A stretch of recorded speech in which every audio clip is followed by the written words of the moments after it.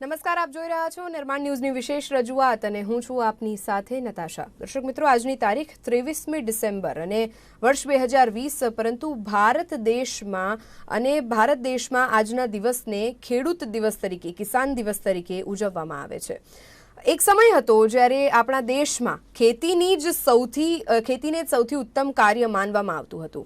મહાકવિ દાદની એક પ્રસિદ્ધ કહેવત પણ છે કે ઉત્તમ ખેતી મધ્યમ બાન, નિષિદ્ધ ચાકરી ભીખ નિદાન। એટલે કે ખેતી સૌથી સારું કાર્ય છે, વેપાર માધ્યમ, નોકરી, નિષિદ્ધ અને ભીખ માંગવું સૌથી ખરાબ કાર્ય છે। પણ દેશમાં લગભગ દરરોજ 2000 ખેડૂતો ખેતી છોડી રહ્યાની આજની આ વાસ્તવિકતા આજના દિવસે ચર્ચામાં લેવી ખૂબ જરૂરી છે।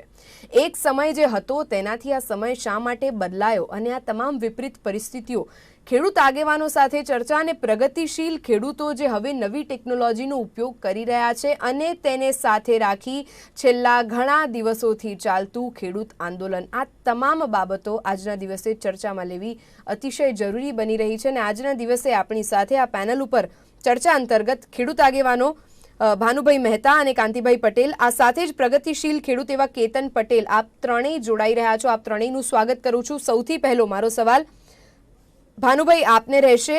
ભાનુભાઈ, સૌથી મહત્વનો જે આજનો પ્રશ્ન છે અને આજનો દિવસ છે, આમ તો કિસાન દિવસ તરીકે આજના દિવસને ઉજવવામાં આવે છે, પણ તેમ છતાં આપણા દેશમાં ખેતી સૌથી ઉત્તમ કાર્ય માનવામાં આવતું હતું, તેની હવે પરિભાષા, તેની હવે વ્યાખ્યા બદલાઈ છે। પણ વાસ્તવિકતાની વાત કરીએ તો અત્યારે ખેડૂતોને આંદોલનો કરવા પડી રહ્યા છે। શું લાગી રહ્યું છે આ તમામની પાછળના કારણો? સૌથી પહેલા તો આજે કિસાન દિવસ સમગ્ર રાષ્ટ્રમાં ઉજવાઈ રહ્યો છે। કિસાનો માટેનો દિવસ આજે રાષ્ટ્રએ નક્કી કર્યો, ત્યારે આપના માધ્યમથી હું સર્વે ગુજરાતના કિસાન ભાઈઓને અને દેશના કિસાન ભાઈઓને ખૂબ સારી ઉન્નતિ થાય, ખૂબ સારો રવિ પાક આવે અને એના ભાવ મળી રહે એવી શુભેચ્છા સાથે બહુ સાચી વાત છે નતાશાજી આપની કે આજે જ્યારે ગુજરાતનો અને ભારતનો ખેડૂત પીસાઈ રહ્યો છે, ત્યારે મૂળ વાતમાં જાય તો આપણે એમની જમીનોના, જ્યારે જે તે વખતે વસ્તી ઓછી હતી, અત્યારે જેમ જેમ વસ્તી વધતી ગઈ, બટવાલા થતા ગયા, મોટા ખેડૂતમાંથી નાના ખેડૂત ને નાના ખેડૂતમાંથી સીમાંત ખેડૂતો થતા ગયા। આ પરિસ્થિતિમાં જ્યારે ખેડૂતોને અકળામણ હોય અને બીજી મારી વાત એ છે કે ખેડૂતો જ્યારે એના હક માટે જ્યારે આંદોલન માટે 28 દિવસથી બેઠા હોય, એ મુખ્ય મુદ્દો છે કે એમને કાંઈક નું કાંઈક દુખે છે। અને આ ભારતીય જનતા પાર્ટીની સરકાર, આ કેન્દ્રની સરકાર એમના માટેના જે કેવી રીતે એમને આગળ લાવવા, કેવી રીતે એમની ઉન્નતિ થાય એના માટેનો પ્રયત્ન કરે છે। ત્યારે એમાં જે ગુમરાહ થયા વગર હું એક વખત સમગ્ર દેશના ખેડૂતો, સમગ્ર રાજ્યના ખેડૂતોને ખાસ વિનંતી કરું છું કે એક વખત તમે જો આ તમારા માટે નિર્ણય કર્યો છે, સરકારને આમાં કઈ હિત નથી, પણ સરકારને ખોટી રીતે ગુમરાહ કરીને જે રીતે ખેડૂતોને આગળ ધરીને જે વાત છે રાજકીય સ્ટન્ટ, એને હું આજની તારીખે વખોડી કાઢું છું। બિલકુલ, આ સાથે જ આપણી વચ્ચે અન્ય એક ખેડૂત આગેવાન કાંતિભાઈ પટેલ પણ જોડાયેલા છે। કાંતિભાઈ, મારો સવાલ આપને રહેશે કે એક એવો મુદ્દો જે ઉઠી રહ્યો છે ને તે છે કે ખેડૂતોની એક લઘુત્તમ આવક નક્કી કરવામાં આવવી જોઈએ અને તે મહદઅંશે ખેડૂતો અત્યારે માની રહ્યા છે। આજના દિવસ નિમિત્તે આજે જ્યારે ખેડૂતોની વાત અને ખેડૂતોના સંદર્ભમાં વાત થઈ રહી છે, શું કહેશો આપ? કાંતિભાઈ, મારો આ સવાલ આપને હતો। નમસ્કાર, આપના માધ્યમથી। હા, નમસ્કાર। આપે જે સવાલ પૂછ્યો બહુ વ્યાજબી સવાલ છે। પરિસ્થિતિ અત્યારે એ છે કે ખેડૂત પાસે જીવનમાં એક જ વસ્તુ હોય, ખેતી। એને વેચી દે પછી કોઈ આવક ના હોય, એક જ વાર વેચાય। મિલકત વેચી દે પછી એની પાસે બીજો આશરો ના હોય। પાક હોય તો પાકની અંદર એક પાક ફેલ થઈ જાય તો એની પાસે કોઈ બીજી બેલેન્સ ના હોય કે કાલે એ બીજા માધ્યમથી જીવી શકે। હવે એક તરફ જો ખેડૂતની ઉન્નતિ ચાહતા હોય તો હું તો કહું કે આ મોટા મોટા જે સ્ટોરેજો બનાવવામાં આવે છે અને પ્રાઇવેટ કંપનીઓને આપવામાં આવે છે, ખેડૂતોમાં, ગુજરાતના કે ભારતના ખેડૂતોને ખબર નથી પડતી કે અમારે માલ ક્યાં વેચવો, કેમ પકવવો, એને બધું જ આવડે છે। પણ સરકારની નીતિ જયારે સાફ ન હોય, જેમ કે 5 ગામો માંગ્યા હતા કૃષ્ણ ભગવાને અને 5 ગામ આપવા પણ તૈયાર નહોતા થયા, અને ખેડૂતે માલ પકવવો છે, એને તૈયાર કરવું છે, એને બજારમાં જવું છે, એને વેચવું છે, એની જમીન છે, એને મુક્તપણે કામ કરવા દો ને. એમાં આગળ ધરીને કે પાછળ ધરીને વાત નથી, પણ તમે લોકોએ આગળ જે મોટી મોટી કંપનીઓને બેસીને હાલની સરકારને તો હું સ્પષ્ટ કહું છું કે આ મોટા મોટા જે શ્રમ બનાવ્યા, શાઈલો બનાવ્યા છે, હરિયાણા જીંદ હમણાં જતો, અને જે 100 એક જ જગ્યા 1000 થી 1200 જગ્યાએ આવા શ્રમ બનાવીને એની અંદર માલ ખરીદવાનો, અંદર રાખવાનો, બિયારણ ખેડૂતને એ લોકો આપશે. અરે ભાઈ, ખેડૂતને બધું આવડે છે.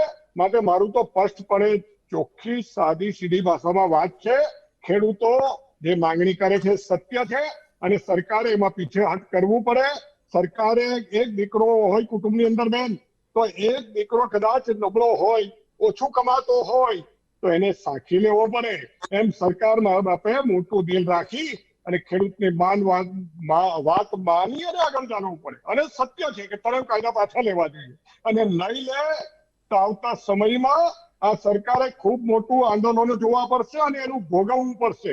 જેમ એક કુળનો નાશ થઈ ગયો કૌરવ પાંડવોમાં, એમ કદાચ એવો થાય કે આ કુળનો પણ નાશ થઈ જાય. માટે મારી તો 2 હાથ જોડીને વિનંતી છે, અને આ સમજાવવા, ખેડૂતને સમજાવવા નીકળ્યા કે જે એક જાનવરને પણ આમ ઈશારા ઉપર નચવી અને ખેડૂત ખેતીની અંદર 100 વીઘાની અંદર ચાસ સીધો કરી શકે, એક દાણો નાખીને 1000 દાણા પકવી શકે, અને એ જ ખેડૂતની ટેકનોલોજીથી આજે વિજ્ઞાન પ્રગટ થયું હોય, એની ઉપર બધું આધારિત હોય. હવે એને આ ચંગુ મંગુ લોકો સરકાર શીખવવા માંગે, કોઈ ચલવાની વાત નથી. આવતા સમયમાં અમે ખૂબ મોટું આંદોલન કરશું, સરકારની સામે જશું, પણ સાથોસાથ મારી વિનંતી તો એ છે કે સરકાર માય બાપ હોય અને સરકારની અંદર બેઠેલા હોય, આવા 2 નિર્ણય કદાચ છોડી દેવા પડે તો એમાં કઈ બહુ મોટી વાત હોતી નથી. માટે આ ખેડૂતોને સમજાવવાના બધા જે પેતરા છે બંધ કરી દો. સાદી સીધી ભાષામાં એ લોકો ખેડૂતને જે માંગણી છે તે આપે, નહીં તો કૌરવ પાંડવોના યુદ્ધમાં જે સાર આવ્યો એ સાર આવશે, એવું મારું સ્પષ્ટપણે કહેવું છે. બિલકુલ. આજે ખેડૂત દિવસ, ખેડૂતોની સમસ્યા, ખેડૂત દિવસના નિમિત્તે આજની આ ચર્ચા, અને ખેડૂતો સાથે ખેલ થઈ રહ્યો છે કે કેમ. જો કે અત્યારે આપણે આને પ્રાથમિક રીતે ચર્ચામાં નહીં લઈએ, પણ કેતનભાઈ, મારો સવાલ આપને છે. આપ એક પ્રગતિશીલ ખેડૂત છો તેવી જાણકારી અમને પ્રાપ્ત થઈ છે, અને અત્યારે આપણે જેમ જોઈએ કે ગ્રામીણ ક્ષેત્રોમાં ખેતીની હાલની પરિસ્થિતિને લઈ અનેક ખતરનાક આક્રોશ જે પેદા થઈ રહ્યા છે, અને તેની સાથે ખેડૂતોની લઘુત્તમ આવક નક્કી કરવામાં આવવી જોઈએ તે એક મોટો મુદ્દો છે. ક્ષેત્રીય સ્તર પર ખેડૂતોની ડાયરેક્ટ ગ્રાહકો સાથે જોડવાનો જે પ્રયાસ થવો જોઈએ, આ ઉપરાંત ટેકનોલોજીને ધ્યાનમાં રાખીને જે અત્યારે ખેડૂતોને ફાયદો થતા હોય, ખેડૂતોના ખેતીમાં ફાયદા થતા હોય, તેમની આવકમાં વધારો થતો હોય, તેવા મુદ્દાઓ પર ચર્ચા થવી જોઈએ, ન કે અત્યારે આપણી આસપાસમાં મુદ્દાઓ ચર્ચાઈ રહ્યા છે, અથવા તો પછી ખેડૂતોની જે ધૃણાસ્પદ અત્યારે ખેડૂતો માટે જે ધૃણાસ્પદ અત્યારે મંતવ્યો સામે આવી રહ્યા છે, અને આવા મંતવ્યો સામે આવતા આજના દિવસે ખૂબ દુઃખ લાગે ખેડૂત તરીકે. શું કહેશો આપ? તમારો સવાલ બહુ સરસ છે.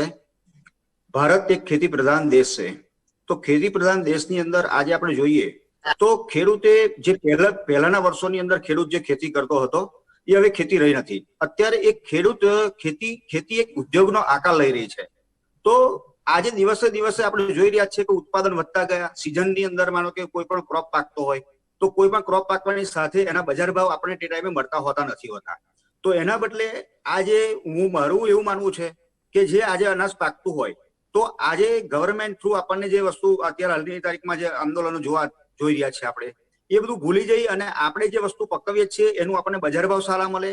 બીજું કે મલ્ટીનેશનલ કંપનીઓ આપણે ભારતમાં આવશે તો મલ્ટીનેશનલ કંપનીઓ દ્વારા આપણને એક ફાયદો થાય કે ગવર્મેન્ટે પણ આપણે સરકારે પણ કંપનીઓ સાથે બેઠક કરી અને એના પણ એક નિયમો બનાવવા જોઈએ કે એનો નિયમ બનાવવો જોઈએ કે જે સ્ટાન્ડર્ડ રેટ નક્કી કર્યા હોય તો એ સ્ટાન્ડર્ડ રેટ થી નીચે કોઈ પણ કંપની ખરીદી ના શકે.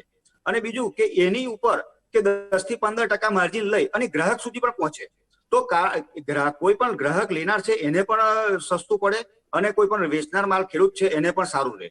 કારણ કે જ્યારે વસ્તુ તૈયાર થયેલી હોય છે, કોઈ પણ પાક, ડાંગર હોય, ઘઉં હોય, એક અનાજ હોય કે ફ્રૂટ હોય, શાકભાજી હોય, કોઈ પણ પાકેલી વસ્તુ જ્યારે માર્કેટની અંદર એકદમ ભરાવો થતો હોય છે તે ટાઈમે એના બજાર ભાવ નીચા હોય છે.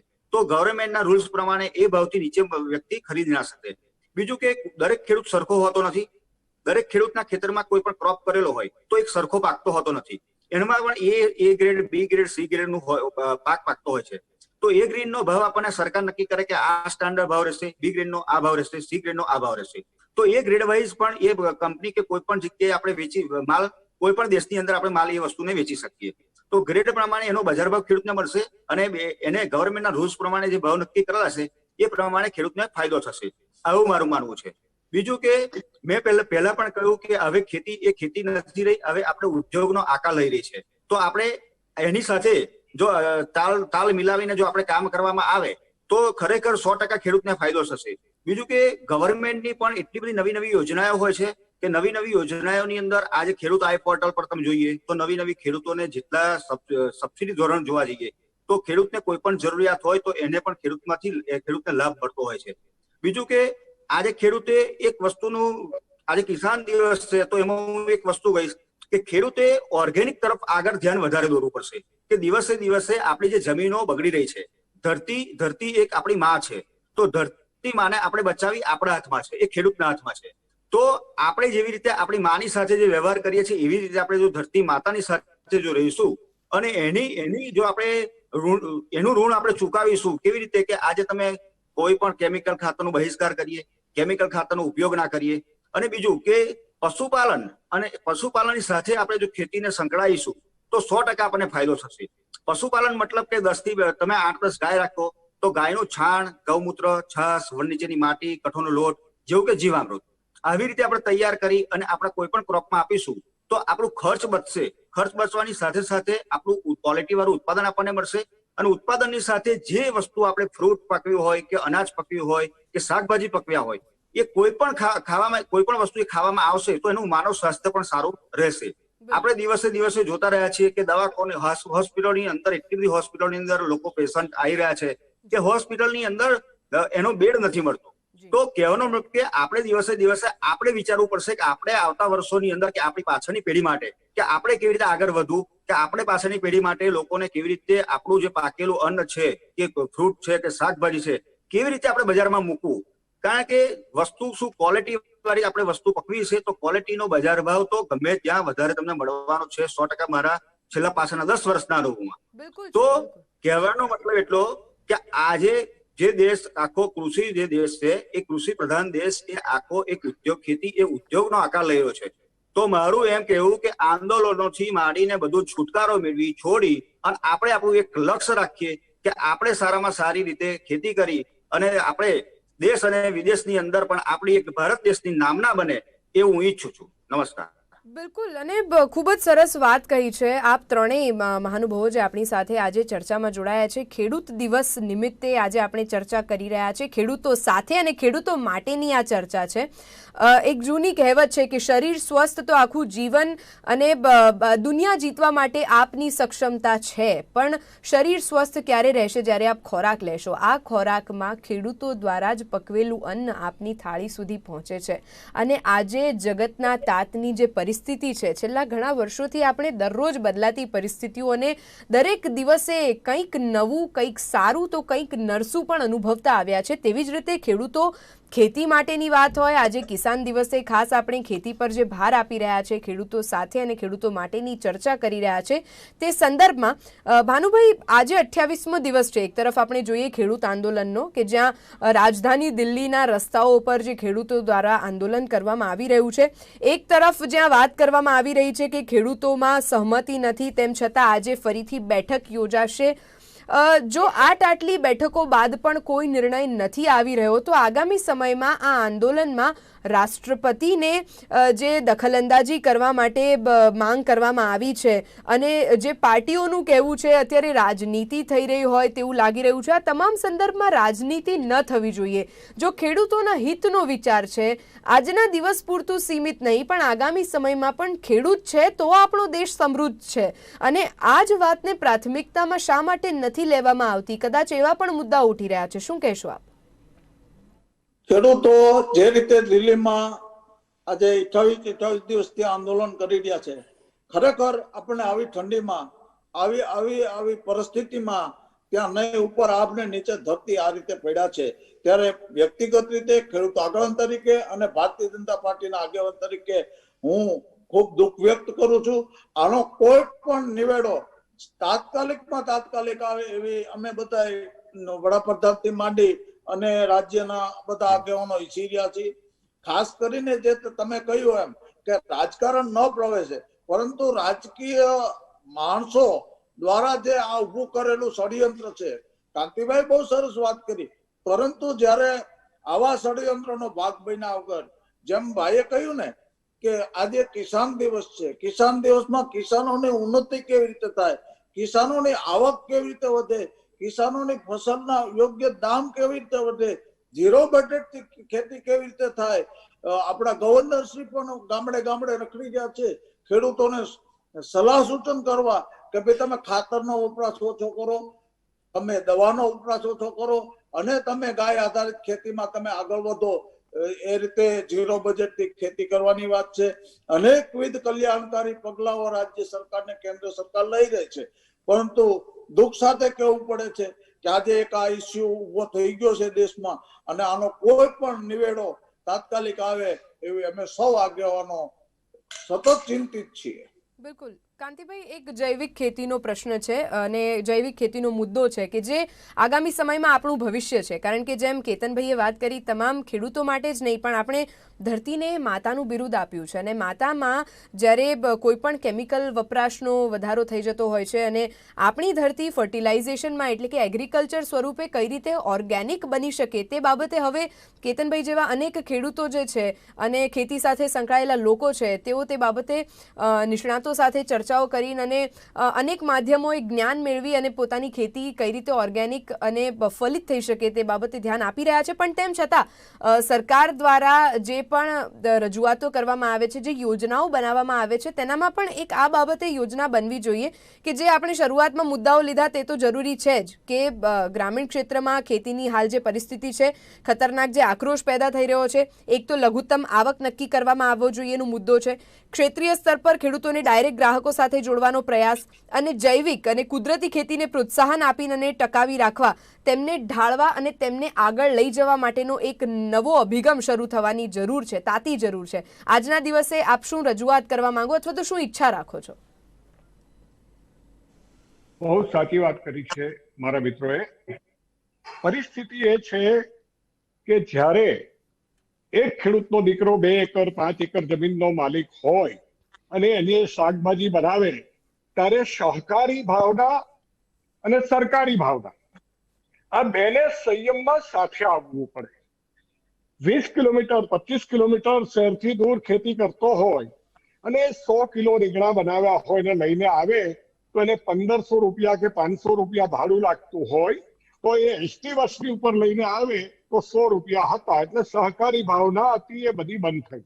સહકારી મંડળીઓ ગુજરાતની અંદર 7000 સહકારી મંડળીઓ લોસ કરી, શુગર ફેક્ટરીઓએ લોસ કરી, દૂધ મંડળીઓ આગળ ચાલી ભેળસેળ નીકળ્યા, કૌભાંડ થઈ ગયા. જો ખેતીને આગળ લાવવી હોય તો ખેડૂતને એને કેમ બળદ હાંકમાં એની લગામ એના હાથમાં હોવી જોઈએ. જેમ સહકારી આગેવાનો હતા, સહકારી ગામમાં મંડળીઓ હતી, ધિરાણની મંડળીઓ હતી, ખાતરની મંડળીઓ હતી, આ બધું સરકારે પોતાના હાથમાં લઈ લીધું અને કાયદાની સાંકળો બનાવી અને ખેડૂતોને લોક કરવા માંડ્યા. આ લોક કરવાથી છેલ્લા 25 વર્ષની અંદર પરિસ્થિતિ એ થઈ કે ધીરે ધીરે ખેડૂતો ખેતી છોડવા માંડ્યા અને કીધું ઓર્ગેનિક ખેતીની વાત કરશો, ઓર્ગેનિક ખેતી તમે જરા જાઓ તો ખરા, વાતો ટીવી પર ના કરો, આવો મારી સાથે ખેતરોમાં. 1 એકરનું બનાવ્યું એમાં 5 ચીબડા આપને ના મળે સારા, એટલી જ વાત હોય. હું ઓર્ગેનિક ખેતીમાં જાઉં છું અને ભલે ઘણી જગ્યાએ જાઉં, અરે તરબૂચ બનાવે તો તરબૂચ સુકાન બેસી ગયા હોય. ઓર્ગેનિક ખેતી બધે યોગ્ય નથી અને બધી સરકાર જે કે ભણેલા લોકો સિસ્ટમ આપે તે સિસ્ટમથી નહીં. હવામાન, ખેતીનો પ્રત, એ વિસ્તારની જે વાયુ હોય એ પ્રમાણે અને પાણી, બાકી ગાય આધારિત ને ફલાણા આધારિત ને બધી વાતો કાગળ ઉપર સારી લાગે અને એના કરતા ખેડૂતને તમે મુક્ત મને મંડળીઓ બનાવવા દો. ખેડૂત નક્કી કરશે. ખેડૂત અમારા દાદા, હું તો બહુ સુગરોની અંદર 2 દિવસ કામ કર્યું છે, ખૂબ સુગરોની વચ્ચે ફરું છું, અમારા ખૂબ આગેવાનો સુગર બધું જાણું છું. પણ જે મંડળીઓને તોડીને બંધ કરી અને પ્રાઇવેટ કંપનીઓને બધું જે આપ્યું બિયારણ, હવે બિયારણ ડુપ્લિકેટ નીકળે, ખેડૂત ક્યાં જાય? એનું તો 6 મહિના બગડી જાય બેન. 6 મહિના પછી એ ખેડૂત લોસમાં હોય, દેવાદાર થઈ જાય, લોકો પાસે પૈસાની ભીખ માંગે. શા માટે ખેતી કરે? તમે નક્કી કરો ને. સરકારમાં જો બહુ તેવડ હોય તો સરકારે નક્કી કરી દેવું જોઈએ કે તમે બનાવો, અમે 1 એકરમાં આટલા રૂપિયા તમને આપશું. તમે 20 કિલો બનાવો, 20 ક્વિન્ટલ પકવશો તો આટલા આપશું, ને 19 થશે તો આટલા, મિનિમમ 20 પકવવું. અને આ ફિક્સ પેકેજ એ નથી કરવું. પણ આ તો કેકે પટેલની દવા વેચાય નહીં, અને જો ખેડૂતો લઈ લે પછી હું પાણી ભરીને આપું. અમારા એક મંત્રી કહેતા હતા કે પાણી વેચશો તો ચાલશે, પણ અમારું શું? એટલે ખેડૂતના નામની આ બધી ખેડૂતના દિલે વાત કરવી વ્યાજબી છે મારા માધ્યમથી. પણ મારું તો એટલું કહેવું છે કે આજે ટીવી પર બોલવું અને વાસ્તવિક હકીકત ચિત્ર, આજે 6 લાખથી વધારે ખેડૂતો 28 બેઠા છે. કેમ 36ની છાતી વડાપ્રધાને ત્યાં જવું જોઈએ? શા માટે નહીં? અગાઉના ખૂબ વડાપ્રધાન ક્યાં છે? વિદેશના વડાપ્રધાનો જાય છે, કૃષિ પ્રધાનો જાય છે. આ બધું શું? આ તો એક જાતનું સાંકળોની જંજીરોમાં જેમ અંગ્રેજો બાંધતા જતા હતા આપણને બેન, એ પ્રમાણે આ ખેડૂતોને જંજીરોમાં બાંધતા જાય છે. ફ્રીડમ ઓછું થતું જાય છે. અને સહકારી મંડળીઓને એ બધું મશીન ઉપર ચાલતું થઈ ગયું. મશીનની સાથે સાથે કહી દઉં કે આ ચૂંટણીની અંદર જે ઈવીએમ મશીન છે ને એ પણ બંધ થવા જોઈએ. એના માટે બી ખેડૂતો આંદોલન કરશે આવતા સમયની અંદર કે હું મારો ન્યાયનો વોટ કોને આપી શકું?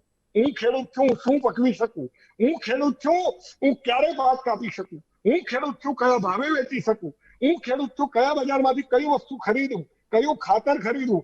અરે એ મારો આધાર, મારી જે હકીકત છે, જમીનની હકીકત, એમાં તો તમે કાયદા મૂકી દીધા છે. ધીરે ધીરે તમે એને સકંજો કરતા કરતા કરતા કરતા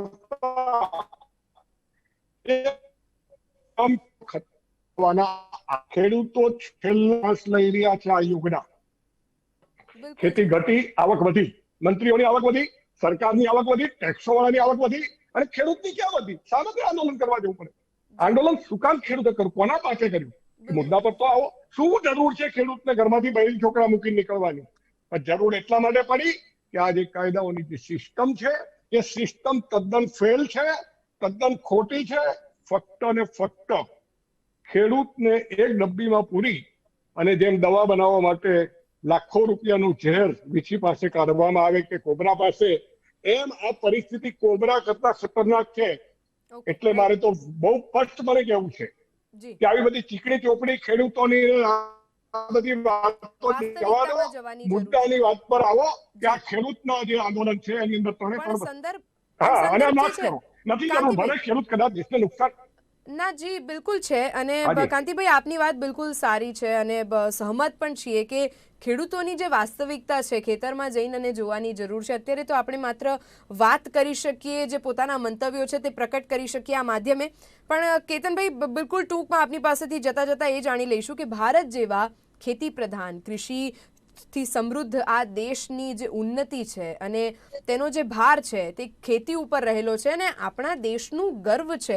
પણ આ ગર્વ ક્યાંક ધોવાતું જઈ રહ્યું છે અને તેની ઉન્નતિ જળવાઈ રહે અથવા તો કઈ રીતે આ ગર્વમાં વધારો કરી શકીએ તેની ટૂંકી ટિપ્પણી, ત્યારબાદ શોની સમાપ્તિ. કેતનભાઈ, આજે તમે સરસ પ્રશ્ન કર્યો છે. આજે સરકાર દ્વારા તમને કહેવામાં આવું તો સરકાર દ્વારા ખેડૂતોને જો સહાય તો મળે છે, એની સાથે સાથે બાગાયત ખાતું છે, આપણે ખેતીવાડી ખાતું, એગ્રીકલ્ચર યુનિવર્સિટીઓ, પછી જે કેવીકે અને એમાં આત્મા પ્રોજેક્ટ, આ બધા દ્વારા જેટલા પ્રોગ્રામો થાય છે એ ખેડૂતો કન્ટિન્યુઅસ એને સેમિનારો એટેન્ડ કરે, નવા સેમિનારો એટેન્ડ કરી અને આજે કોઈ પણ જાતનું એ લોકોને કોઈ પણ ખેડૂતને કોઈ પણ મૂંઝવણ હોય તો યુનિવર્સિટીમાં, એગ્રીકલ્ચર યુનિવર્સિટીમાં એનું કોઈ પણ ક્રોપ હોય તો એના બાબતમાં વાતચીત કરે અને એના એ કરવાથી ખેડૂતની ખેતીમાં આગળ વધારો થશે. બીજું કે કોઈ ખેડૂતને ખેતી કરવી છે, એને આજે નોલેજ જોઈતું હશે તો નોલેજ લેવા માટે એને યુનિવર્સિટીમાં જવું પડશે, ખેતીવાડીમાં જવું પડશે, વૈજ્ઞાનિકનો સંપર્ક કરવો પડશે. આજે કોઈ પણ વસ્તુ, આજે મારે, હું ડોક્ટર છું તો મારે કોઈ પણ મને બીમારી થઈ છે તો હું ડોક્ટરના આગળ જઈશ તો મારું પહેલું તો બ્લડ લેશે અને બ્લડ લીધા પછી એનો મને રિપોર્ટ આપશે કે તમને આ દવા અનુકૂળ છે, તો મને મેલેરિયા થયો છે કે ટાઇફોઇડ થયો છે, કોરોના થયો છે, તો એનાથી મને એની દવા કરશે. આજે આપણી જમીન છે તો જમીનનું આપણે પહેલામાં પહેલું તો સોઇલ ટેસ્ટિંગ કરાવવું પડશે. જો જમીનનું સોઇલ ટેસ્ટિંગ આપણે કરાવીશું તો એની અંદર રહેલા nitrogen, phosphorus, potash, micron plus પીપીએમમાં તો એની એ ખેડૂતને જાણકારી મળશે. તો જાણકારીના આધારે ખેડૂત એની ખેતી કરી શકશે.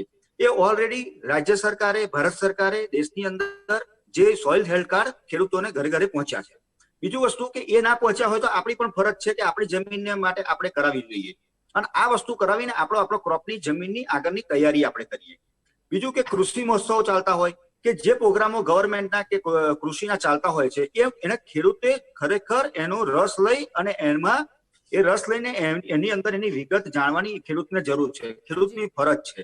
અને આ વસ્તુ આપણે કરીને ચોક્કસ આપણે વૈજ્ઞાનિક ઢબે અને નવી નવી ટેકનોલોજી જો આપણે ખેતીમાં આગળ વધારો કરીશું તો 100% આપણા જે ખેડૂત એમ કે ખેડૂત એક ગરીબ છે, ખેડૂત ગરીબ છે. હું નથી માનતો કે ખેડૂત ગરીબ છે અને હું એવું માનું છું કે ખેતી જેવો કોઈ બીજો વિષય નથી.